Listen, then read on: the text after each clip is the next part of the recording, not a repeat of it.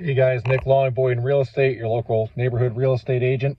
Happy almost Memorial Day. Wanted to continue on. We've been talking about the different types of financing for each transaction. So for today, we're going to go over 203K loans. So for these, you need at least 3.5% down, a minimum credit score of 580. There's no income restriction. You could do as many as 4 units. So you could do duplex, 3 or 4 family, so long as one is your owner occupied. And the main purpose is for renovations. I've done these representing sellers, buyers. These are great for sellers who absolutely have to move. You know the property needs work, so it's going to be as is, and you just don't have the liquidity to make it work for an FHA or USDA buyer. So you tell them up front, the buyer goes into this knowing that. So what the bank does, they basically have 3 different, kind of like appraisals. They go for the same extensive punch sheet as FHA. They look in their already approved network of licensed contractors they've done this with before, and they send them out 3 different times for 3 different estimates, and then they pick the median average of how much they're willing to allow for the loan. As long as that's enough for the purchase price, you move forward the transaction and close. They take a little longer. You're going to want to write your contract for 60. I'd recommend maybe even 90 days with a clause saying we could close or sooner as allows.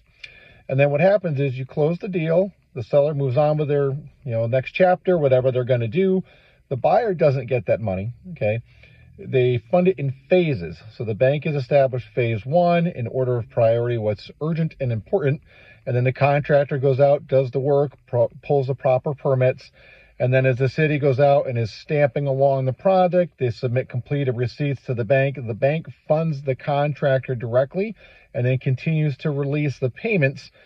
Meanwhile, as long as the home is habitable and has a CO, the buyer can live. They can take possession, move in there, kind of deal with the workaround in a reasonable timeline. And then, 3, 4, 6 months later, the home is exactly the way they wanted it. The buyer's been making payments all along. The seller's law moved over. So it's a little more complicated than a normal transaction, but I've done them. The seller, obviously, if your home doesn't need repairs or anything like that, you're probably going to want to take a different offer if you have one.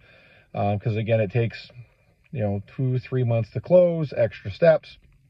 The buyer, this is great. If you love the area, love the property, you're okay. Kind of a little bit of chaos. Maybe you're not going to put all your furniture in right away.